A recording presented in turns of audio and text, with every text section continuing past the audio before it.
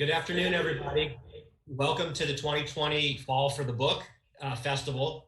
As a reminder, these events are running from September through November, and you can see the entire schedule online at fallforthebook.org. I'm Sean Murphy, and as the executive director of a local nonprofit organization, 1455, it's with particular pleasure that I have the opportunity to moderate this panel entitled Fairy Tales, Folklore, and Feminism. Since it features two local writers whose books I adore, this is going to be easy for me, and we've got a lot to talk about, so we'll try to pack it in. And we want to encourage audience participation, so please send in your questions, and we'll try to get to as many of them as we can. Let me introduce the two authors, and then we'll kick it off. First, Diane Zinna is originally from Long Island, New York. She received her MFA from the University of Florida and taught creative writing for 10 years. She was the executive co-director at AWP, the Association of Writers and Writing Programs, which hosts the largest literary conference in North America each year. In 2014, Diane created the Writer-to-Writer Mentorship Program, which helped match over 600 writers over 12 seasons. She lives in Fairfax, Virginia, with her husband and daughter. Her novel, The All-Night Sun, is her first book and has been longlisted for the Center for Fiction's First Novel Prize. Congratulations. Thanks. And Amber Sparks is the author of And I Do Not Forgive You, Revenges and Other Stories. She's also the author of The Unfinished World and Other Stories and the collection May We Shed These Human Bodies. She's as well the co-author of The Desert Places. She lives in Washington, D.C., with two beasts and two humans, and she lives online at www.ambernoelsparks.com or at ambernoel on Twitter. Welcome to you both, and I think to kick things off, each of you is going to do a short reading to give us a taste for what your books are about, and then we'll have a conversation, and as I said, we'll welcome some Q&A. So I think going alphabetically, Amber, if you want to kick it off, that would be great. Sure, happy to. So given the theme of the conversation today, I decided to I decided to read a piece called When the Husband Grew Wings, which is from the new collection. The wife thought the husband lacked spirit. He would hunch silent over his breakfast in the mornings, hands pale and cold as his cereal, his hair the color of cubicles. They married because the wife thought she could open him up, pull out wild Irish weather. But when she tried, she found a map of Cleveland instead. Her days grew long and endless as parades. So one day the wife sprinkled a little powder over the husband's cornflakes.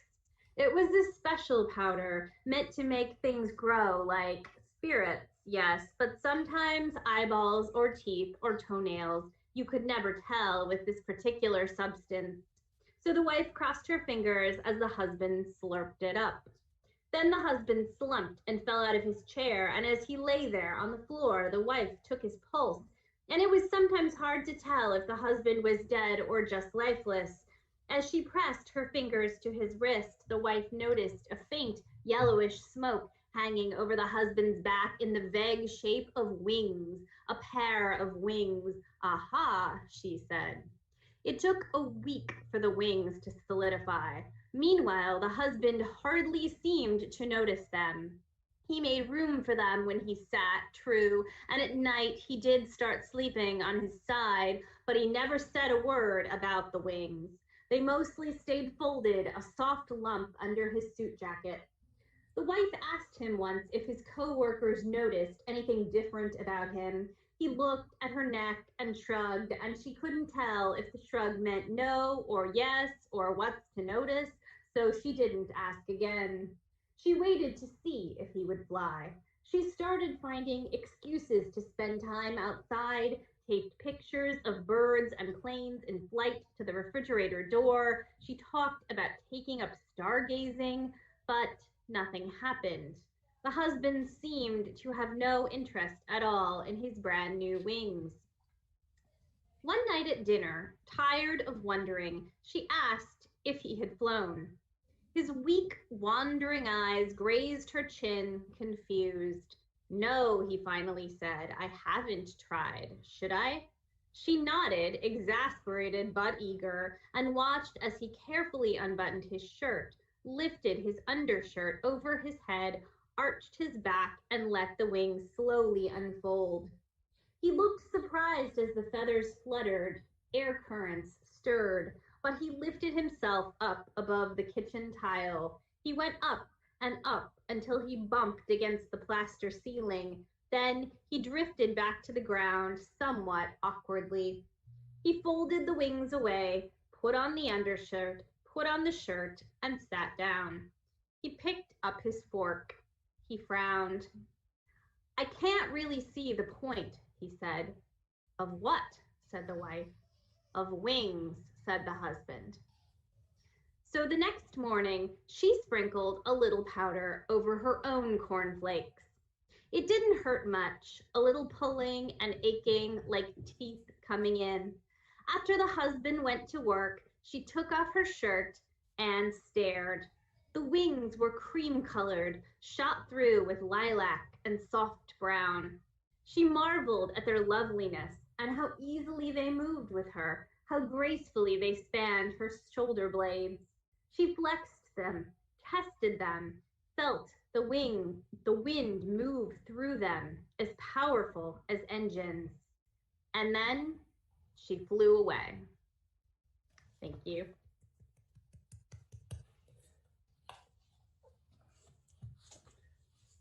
All right, I'm going to go ahead and start reading from the very beginning, the prologue to The All-Night Sun.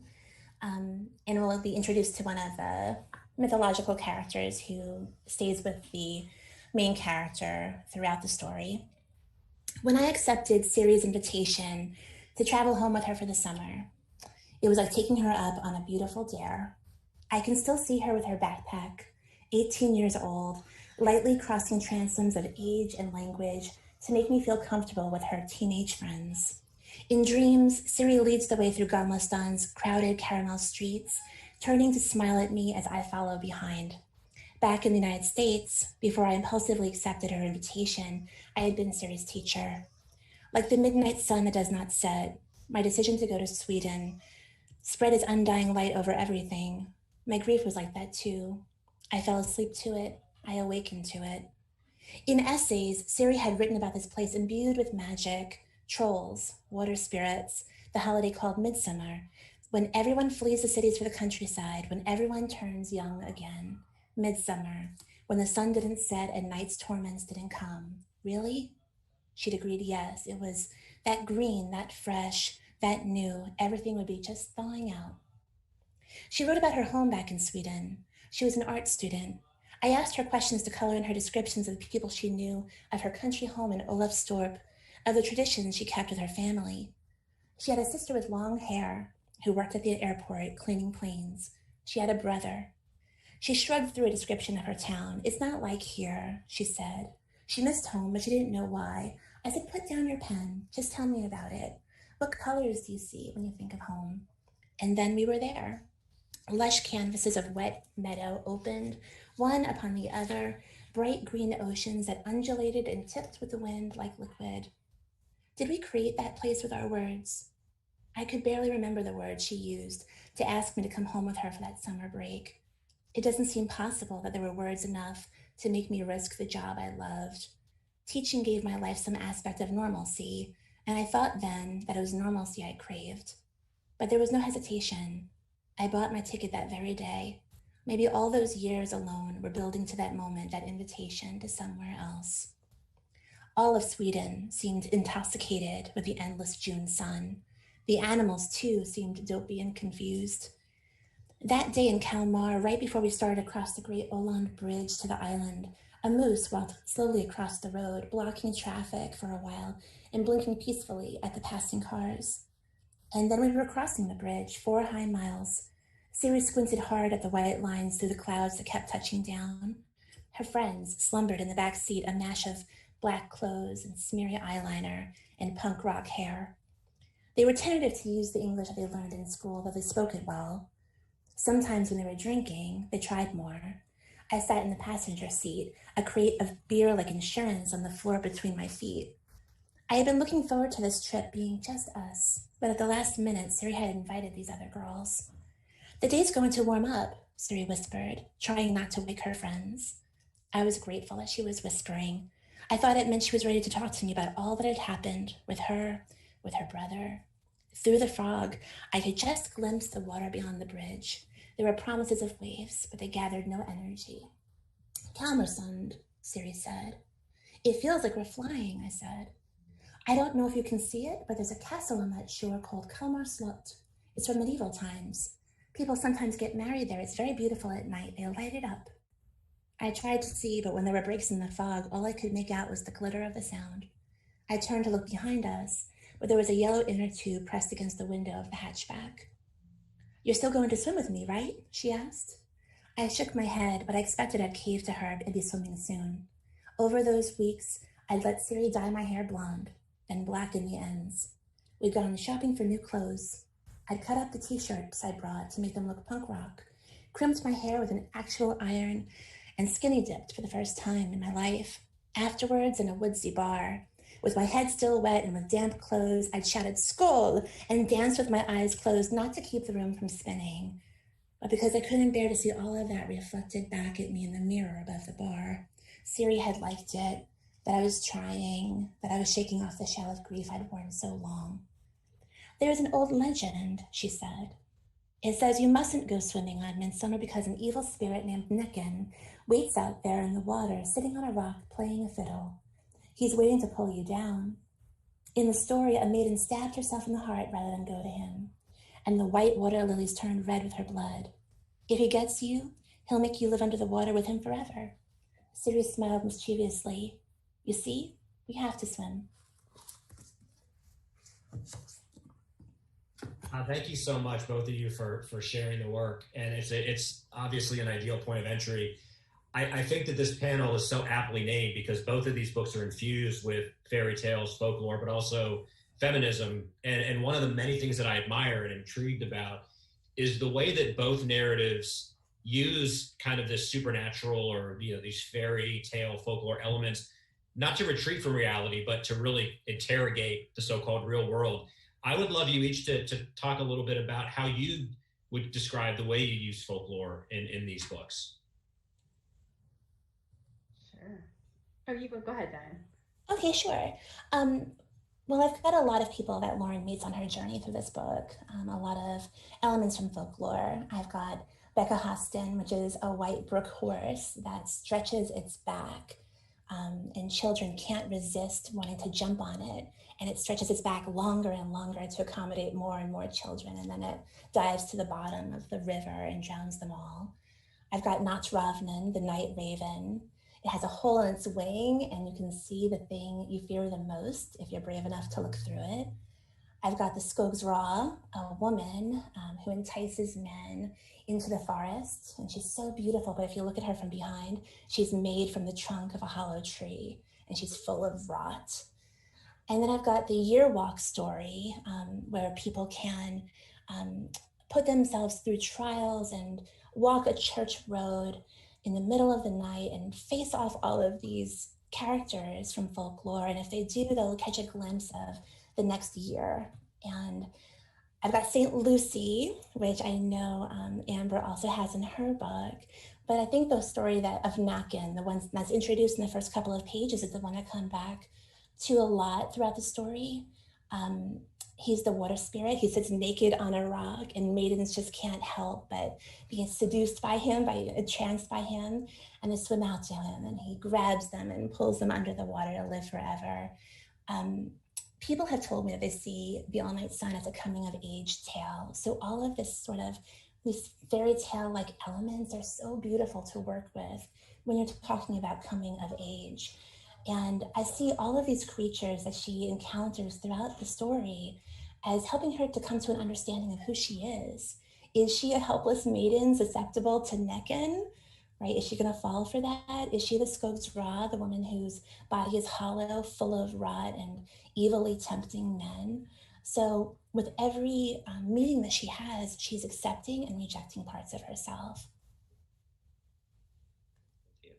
Yeah, I guess there are, I'm just trying to think, as like there are so many different elements of all of that in my book, right?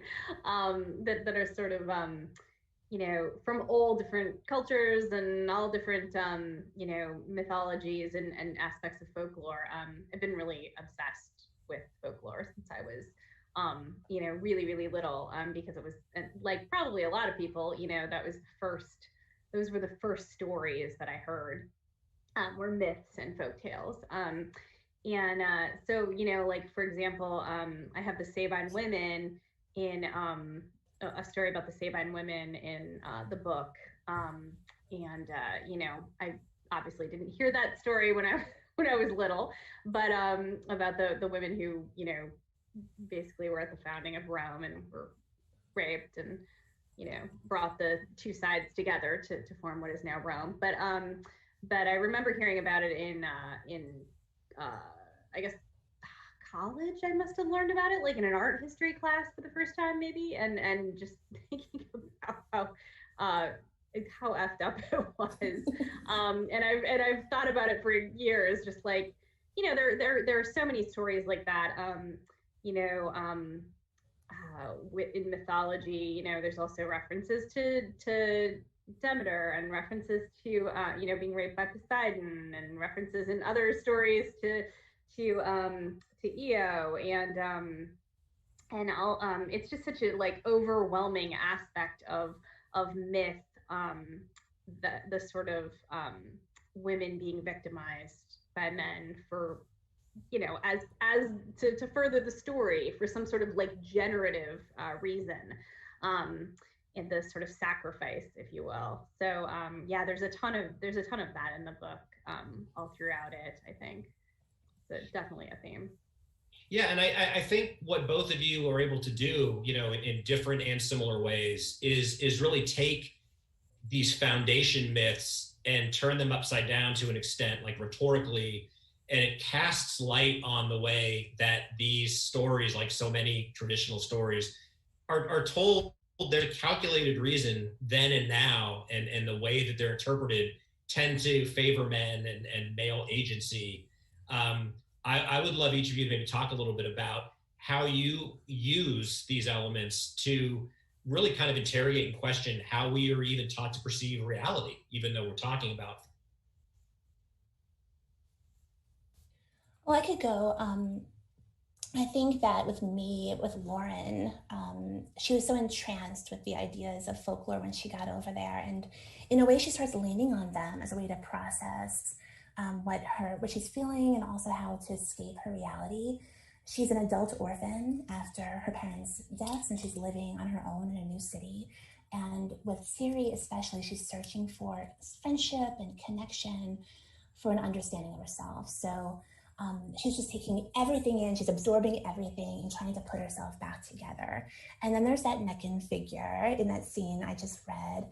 And in the story, he comes back in the form of just a terrible man, and there's something about his pockmarked skin and the swell of his skin and the way he's carrying himself that reminds Lauren so much of that feature from mythology that's sort of been haunting her through the story. So when she realizes that he's just a bad man, that realization snaps her back into reality. She came to Sweden for a place of no night. She was told it was going to be green and fresh and new. It sounded like a fairy tale. And she wanted the rules to be different, She pushes him away. She pushes that understanding of him as Neckin away. And when she does, she accepts her reality and all the consequences of her action and her inaction. Yeah, I think for me, one of the biggest themes in the book throughout all the stories is transformation.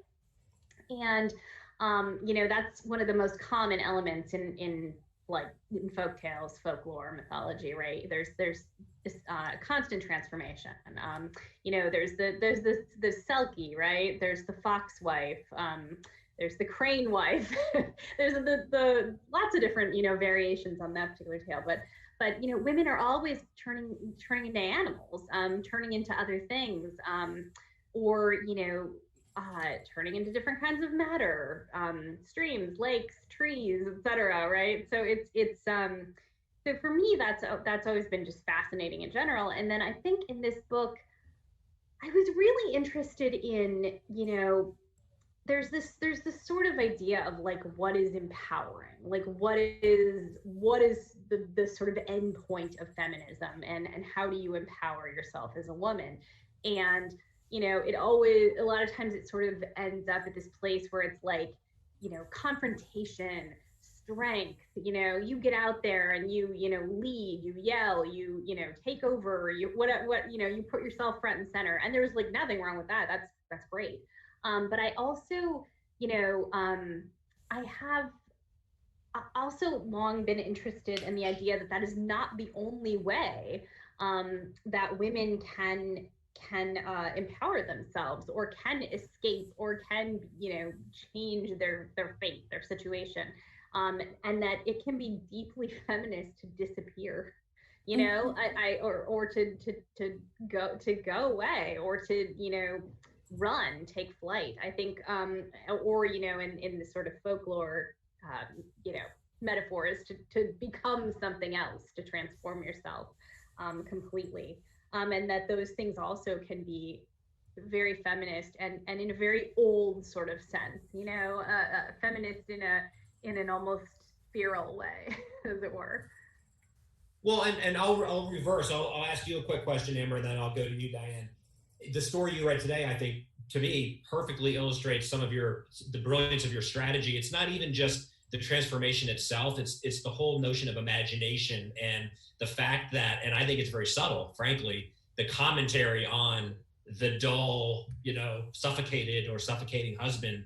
That's kind of like, even with magical powers, like, so what? But you're kind of showing the liberation to even be willing to engage with the idea of transformation, and why that might be appealing, or why it might be often necessary.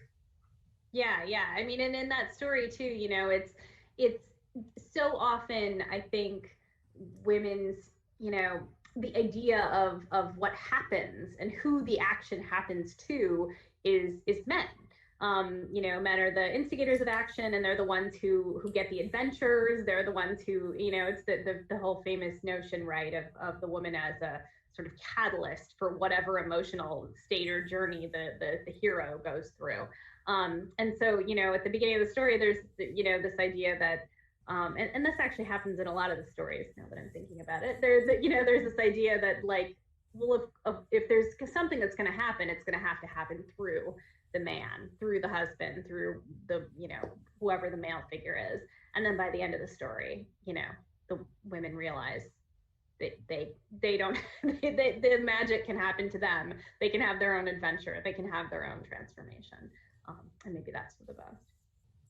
Yeah, and thank you. So, and Diane, I think in your narrative, in your novel's narrative, the protagonist, she's not looking to, I don't think, escape so much as she also has the imagination. She doesn't necessarily fit in with her colleagues, but it's because she wants more, and she's not satisfied with maybe the office politics and kind of but she's also struggling. So maybe talk a bit about how or when you realized, as a narrative device, that her kind of both embrace of folklore had, double-edged sword. Like, it was an escape, but then it also was a constant reminder of this reality. Yeah, absolutely. I think that for me, this was a really personal story, and I was committed, not in terms of device, but just a commitment to telling a story about grief as I had known it. The kind of grief where you are wearing morning clothes and you're sitting at TGI Fridays, the kind of grief where you are being haunted in the daylight while you're sitting in your adjunct office grading papers, and it's all coming to you, this mix of stuff, like the daylight and the nighttime, the daylight and the dark. And I really wanted to show her working through all of that and having agency through all of that. Yeah, and maybe you each could. So I had made a note. It was actually my next question, that they're in very different ways. Both of these books, I think, are dealing with grief. Diane, yours is a very specific, tangible obvious grief of loss of parents. And Amber, I would say yours is really this wonderfully metaphysical, like this notion of grief and this collective grief of the damage we do to ourselves, the damage we inflict on others. Am I overreading that, or is there an element of how we're using this folklore to kind of grapple with grief on a really deep level? Yeah, no, I think that's right. I think grief and just and sort of anger, like sort of the intermixed grief and anger that come out of that. I think, you know, so many of the stories that I wrote in the book come from that place myself. Very much when I was writing, you know, I've told the story before, but I you know, wrote the Sabine Women piece the night that Kavanaugh was confirmed, and you know, didn't know what else to do or where to put my grief and my rage and my anger and frustration, and kind of poured it into that. And it is, in a way, I think it's you know, speaking of Midsommar, it's very much that sort of the intermingling of like collective grieving and also collective anger, and like giving vent to that rage. You know, maybe not in the same way that they do there, but you know, I think there is something to be said for that, and particularly for women to be able to have that collective outpouring of both, and like, you know, it's like the old Greek mourning laments, you know, where people would like scream these syllables, and they for like days and days, you know, giving vent to like both at the same time. I think it's really intermixed. Mm-hmm. And Diane, I think one of the things you were able to do is really explore that fine line between anger and grief, and Lauren is kind of constantly on that kind of razor's edge of being deeply immersed in grief, but also kind of quick to anger and to feel. She doesn't want to not feel, but she's also pushing herself to not feel. But maybe talk a little bit about how you employed that kind of. Yeah. I'm thinking about the St. Lucy story that is present all the way through my book.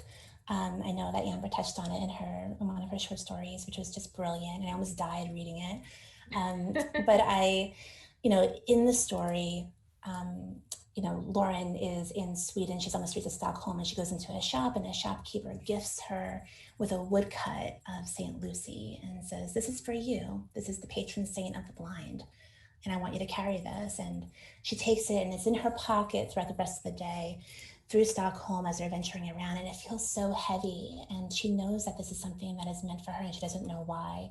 You know, in what ways is she blind?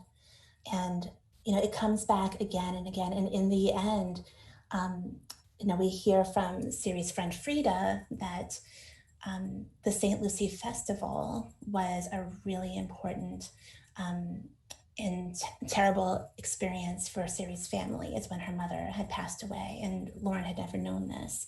And so I really think about St. Lucy as being sort of a guide for Lauren all the way through. She's dealing with anger, and she can put that onto the Nicken character and onto some of the other sinister characters. But there's that female presence all the way through the book who's just sort of guiding her through and saying, there's something more that you need to learn. There's something that you've been blind to. I think in addition to grief, maybe more kind of figurative than literal, both these books explore and really confront darkness, you know, which had myriad implications. But I think you each could and would be happy to kind of elucidate or illuminate us on, you know, how you are used darkness, like again, with whether it's actual grief and what someone's going through, or, you know, again, with Amber, like the darkness of, you know, this overwhelming kind of male oppression and the historical injustice that the innocent have tended to suffer from. But would you either care to kind of elaborate on how you look at darkness and how you use it in your work? Yeah, I think, you know, it's darkness is it's probably a theme that runs through a large percentage of my work. I tend to be a dark person in general. And so, you know, as I'm sure my family would say. And so, you know, that it kind of reflects an outlook in some ways, but also very much, I think, paired with, for me, I have to pair it with humor, with, you know, not in every single story, but you know, if there's, for me, it's very much a balance, and if there's going to be this sort of plunge into darkness, the, you know, night of the human soul and all that, there has to be something, you know, funny in there too, to balance it out, because I feel like otherwise it's like, you know, who wants to read that? Oh my God, it's like too much. It's too, you know, you can't read like story. You can read like maybe one depressing story, but not like, you know, 20. So yeah, I think it's, I don't know. I tend to have a very, I mean, for me, I tend to just have a very dark view of humanity in general.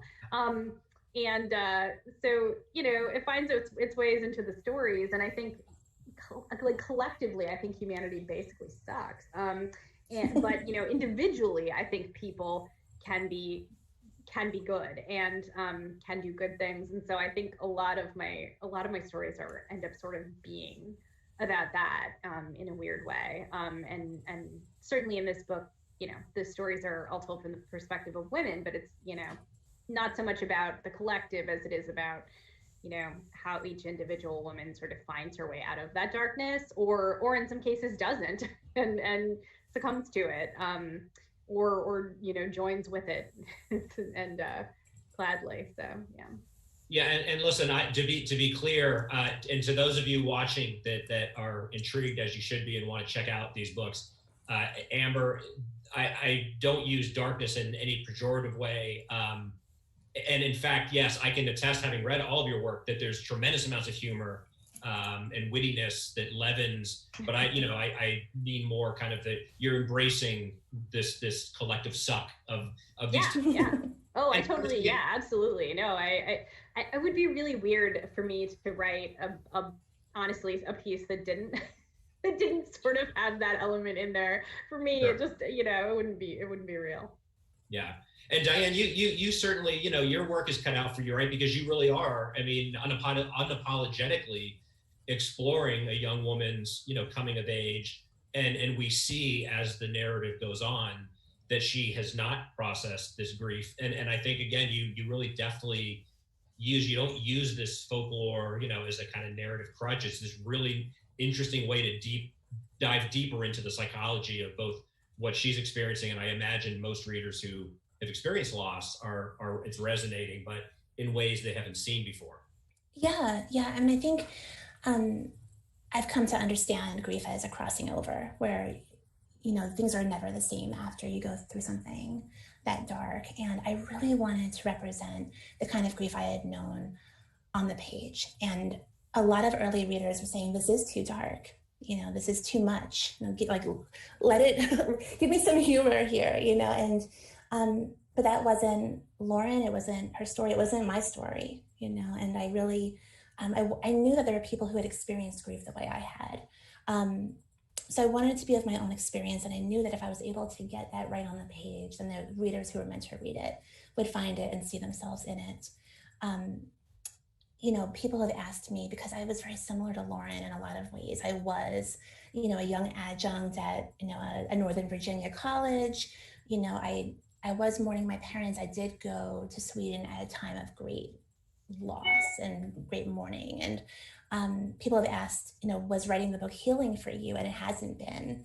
It wasn't. I mean, I'm sure there were times along the 13 years that I was working on this thing that it was working on me at some level, but it was really in the reception where people have been reading it and saying, yes, I recognize that darkness, and I haven't seen that portrayed before. And it's meant so much to me. I also was really committed. It's a dark story, but I didn't want to wrap it up with a bow at the end. I think a lot of stories of grief, like Amber was saying before, you know, it's about being strong and, you know, turning your life around. And I didn't want to show it that way, because that's not how it was for me. And so those last paragraphs are really her taking her first deep breath after being underwater for so long. And it's darkness that goes all the way to the end. But then there's that promise in that breath that things are going to be a little bit easier, but I just want to take people to that point.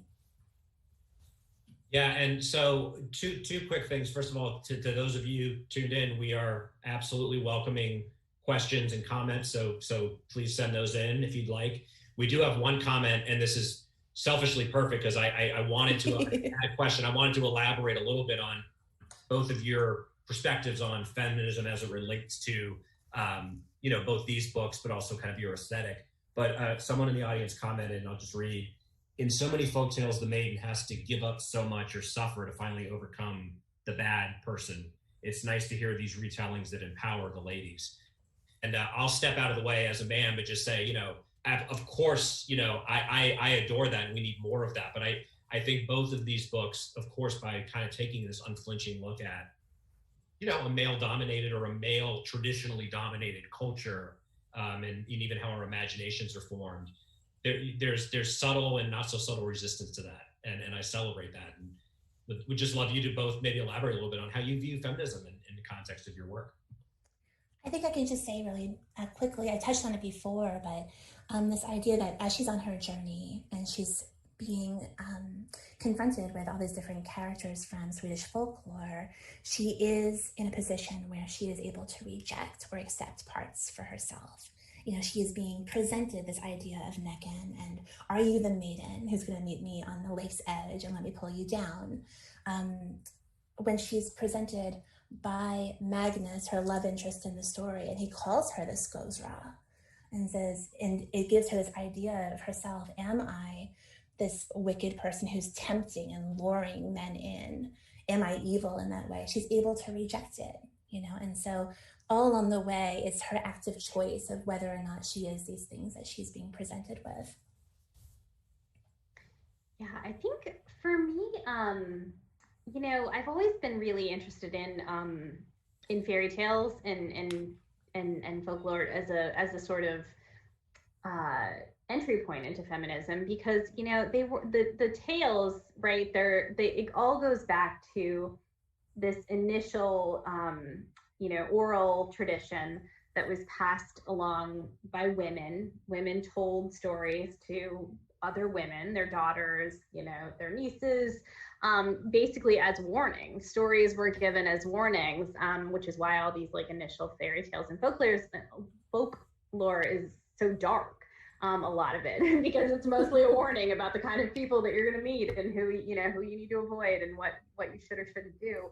And so I would never say it was feminist in nature, because that obviously was not a thing, but it's almost like proto-feminist in a way. It was as feminist as it could be at the time, where it acknowledged a self-interest of women and a sort of collective protection of women, and that we are gonna protect ourselves and create this sort of mythology for ourselves, and rules. And so because of that, I think it's fascinating, all the writers that sort of append fairy tales and folklore and use it and sort of turn it inside out and use it to tell new stories about women, and use it to sort of talk about what things are like for women now, because obviously there's no question that things are better than they were in the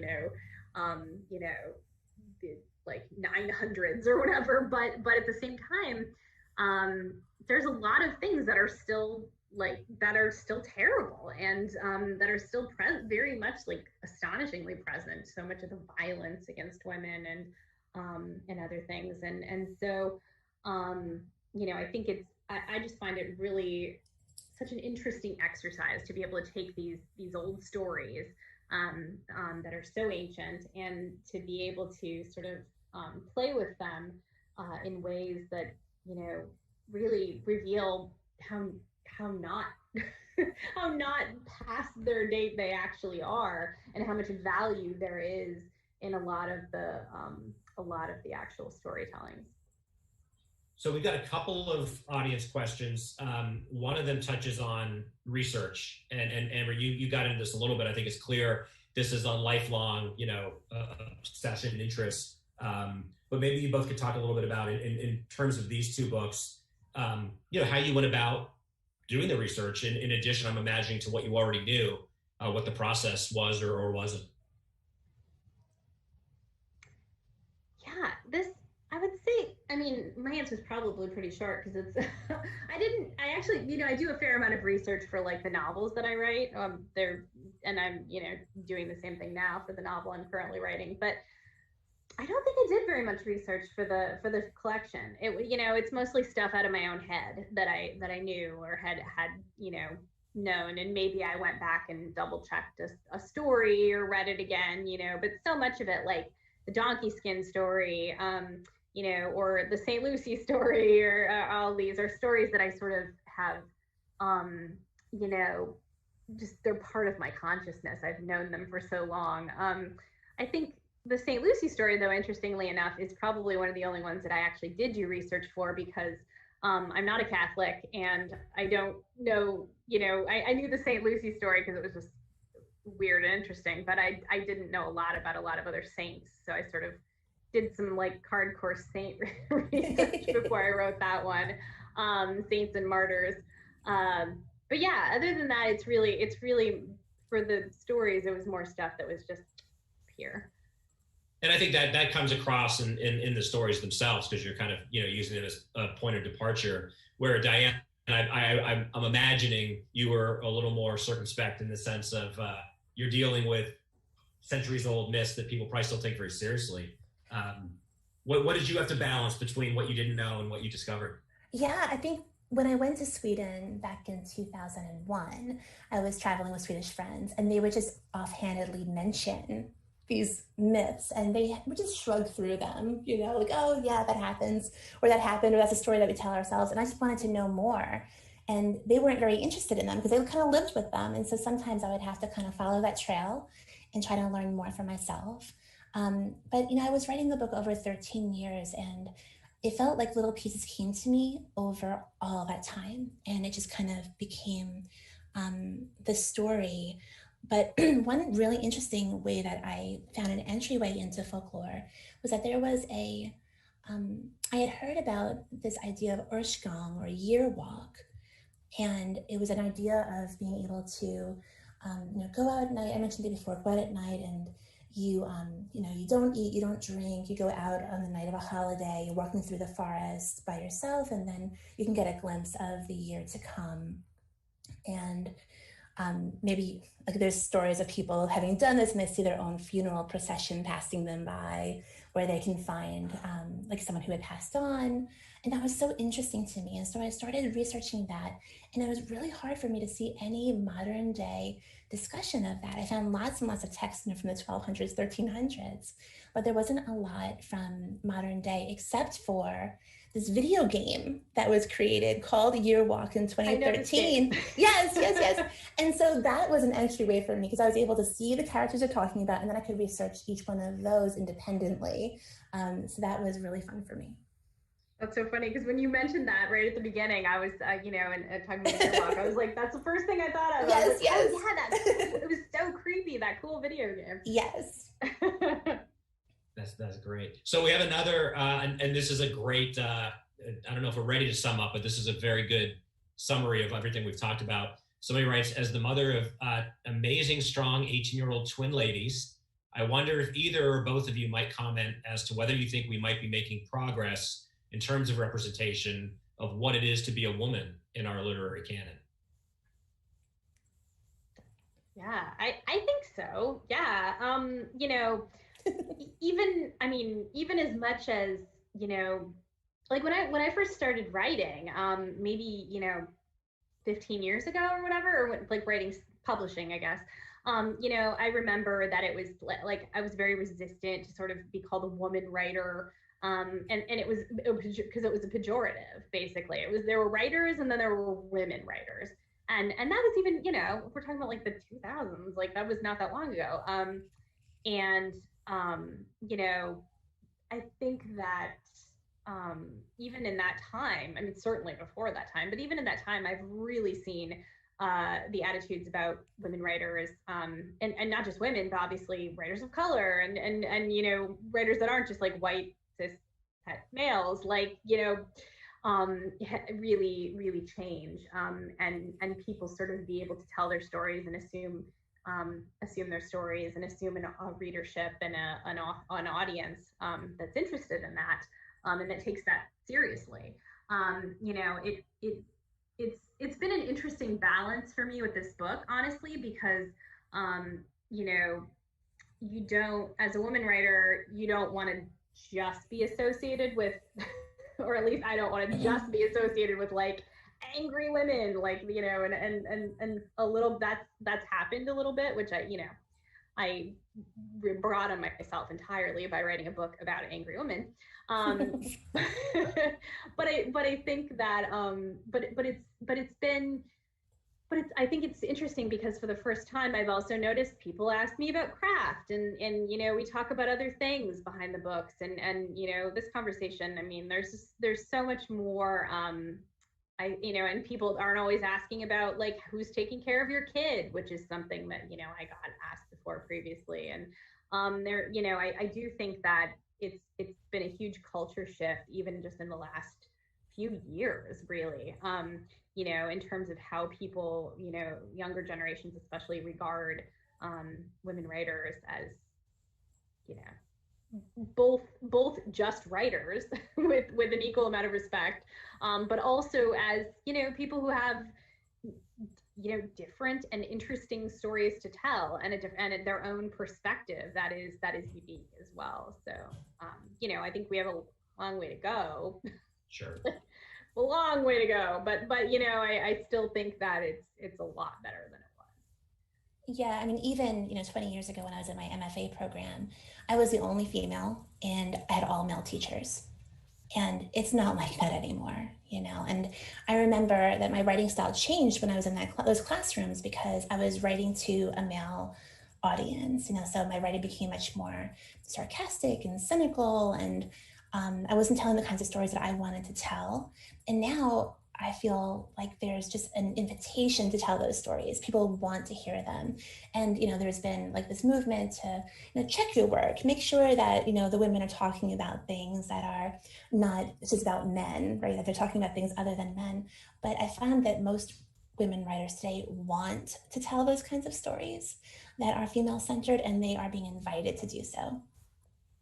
Totally. Yeah, I mean, I would say, you know, with happiness and impatience, that the culture is changing, but the culture is not changing in a vacuum. It's changing because extraordinary voices are demanding to be heard, and you two are certainly contributing to that in a very powerful way. So I celebrate your achievements in these books, and I thank you for broadening the conversation.